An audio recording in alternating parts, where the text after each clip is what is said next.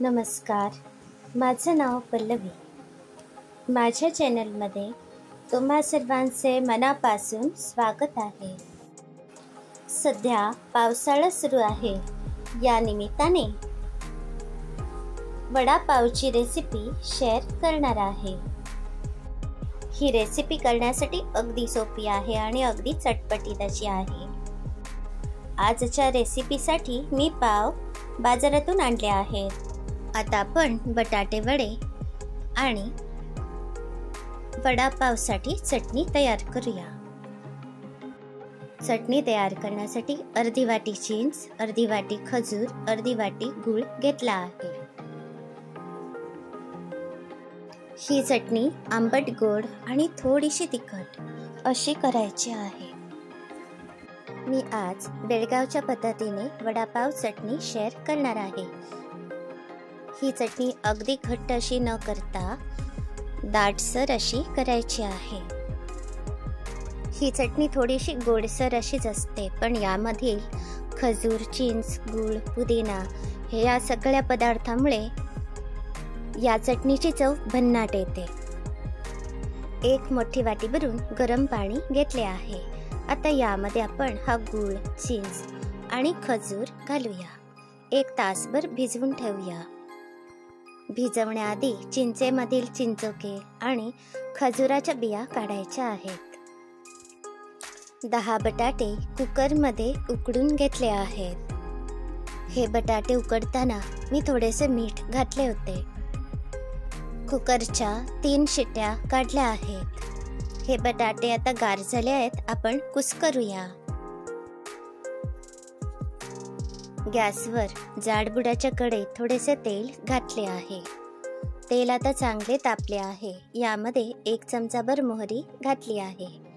मोहरी चांगली तडतडल्यावर 1 चमचा जिरे, 1 चमचा हिंग पावडर, 1 चमचा हळद घातली आहे. 6 ते 7 हिरव्या मिरच्या अगदी बारीक चिरल्या आहेत. थोडीशी कडीलिंबाची पाने घातली आहेत.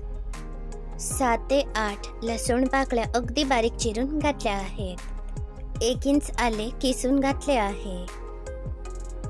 मिरच्यांचे प्रमाण तुमच्या आवडीप्रमाणे कमी जास्त करू शकता. आता फोडणी तयार आहे. यामध्ये हे कुस्करलेले बटाटे घालायचे आहेत.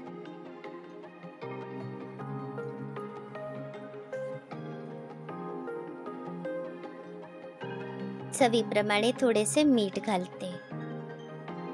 2 चमचे साखर घातली आहे. मिठाचे प्रमाण आवडीप्रमाणे कमी जास्त करा.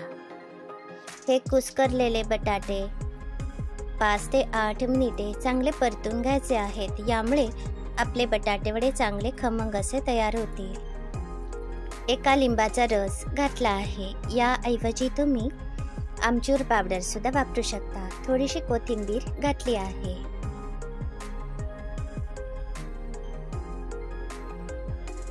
आता 8 मिनिटे झाली आहेत. आता मी गॅस बंद करते. मी हे सारण गार होण्यासाठी ठेवलं होतं. आपल्याला लहान किंवा मोठे कसे आपल्याला बटाटे वडे हवे असतील त्याप्रमाणे गोळे करायचे आहेत. आता आपण बेसन पिठाचे मिश्रण तयार करूया. 1.5 मोठी वाटी भरून बेसन घेतले आहे. सगळ्यात आधी आपण हे बेसन चाळून घ्यायचे आहे. यामुळे गुठळ्या तयार होत नाहीत. हे बघा, हे पीठ मी चाळून घेतले आहे. चवीप्रमाणे थोडेसे मीठ घालते. 1 चिमूटभर खाण्याचा सोडा घालायचा आहे. 1 लहान चमचा हळद घालूया. हळद घातल्यामुळे बटाटे वड्यांना चांगला रंग येईल. आता यामध्ये अगदी थोडे थोडे पाणी घालून मिसळत जायचे आहे. हे बॅटर अगदी दाटसर असे करायचे आहे. आता हे बॅटर तयार आहे. गॅसवर तेल तापायला ठेवले आहे. तेल आता चांगले तापले आहे. आता आपण बटाटे वडे तळूया.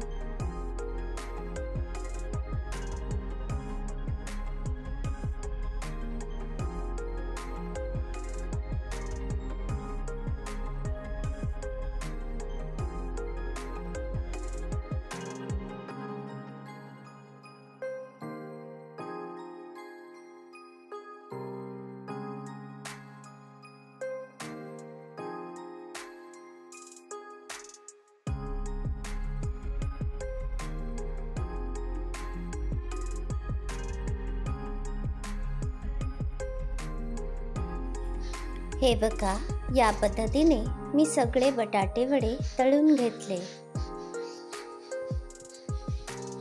बेळगावमध्ये असे मऊसूद बटाटे वडे तयार केले जातात. तुम्हाला जर बटाटे वड्याचे बाहेरील आवरण कुरकुरीत हवे असेल तर बॅटरमध्ये 2 चमचे तांदळाचे पीठ घालू शकता. यामुळे बटाट्या वड्याचे बाहेरील आवरण कुरकुरीत तयार होते. शिल्लक राहिलेले बेसन पिठाचे मिश्रण याप्रमाणे कडकडीत तेलात तळून घेतले आहे. हे आपण चटणीमध्ये घालणार आहोत.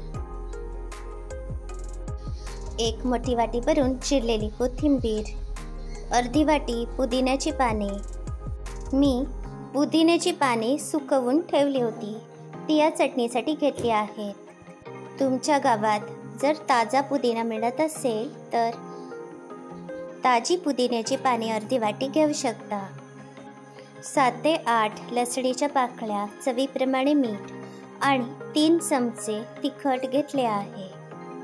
तिखट मिठाचे प्रमाण आवडीप्रमाणे कमी जास्त करू शकता. चिंच, गूळ आणि खजूर आता चांगले भिजले आहेत. हे भिजवलेले पाणी टाकू नका. याच पाण्यामध्ये ही चटणी अगदी बारीक वाटायची आहे.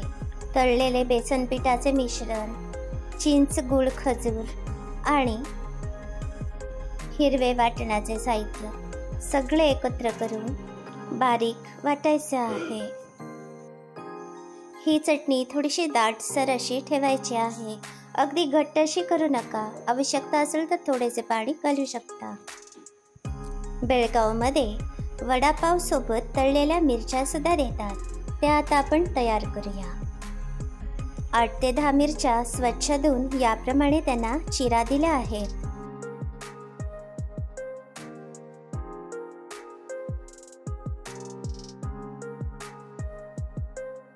सगळ्या मिरच्यांना याप्रमाणे मीठ लावायचे आहे.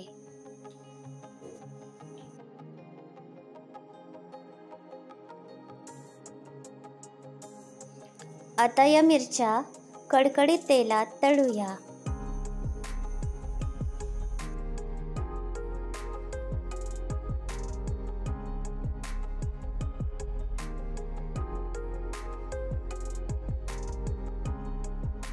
आता या मिरच्या चांगल्या तळल्या गेल्या आहेत. या मी बाहेर काढते.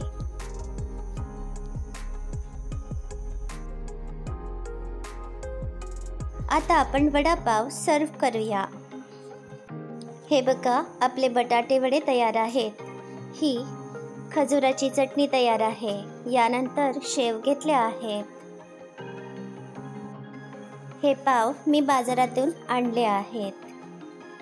आपण या पावला एक चीर देऊया. या पावाला थोडीशी चटणी लावूया.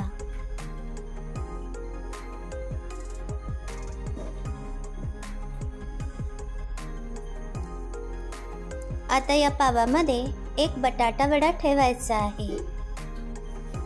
प्लेटमध्ये चटणी वाढूया.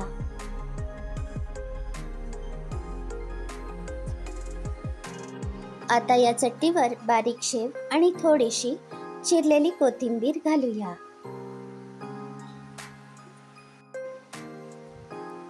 तळलेली मिरची या पावामध्ये घालायची आहे.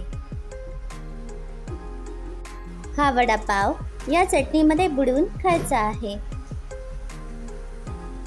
याऐवजी तुम्ही एका हातात वडापाव आणि दुसऱ्या हातात तळलेली हिरवी मिरची घ्यायची आहे.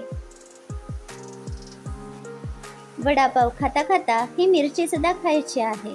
ही मिरची तळल्यामुळे अजिबात तिखट लागत नाही आणि यामध्ये मीठ असल्यामुळे चव खूपच चांगली येते. तुम्हाला आजची रेसिपी कशी वाटली याचा अभिप्राय नक्की कळवा. अशाच सहज सोप्या रेसिपी बघण्यासाठी माझ्या चॅनलला नक्की भेट द्या. याबरोबरच माझे चॅनल सबस्क्राईब करा, शेअर करा. धन्यवाद.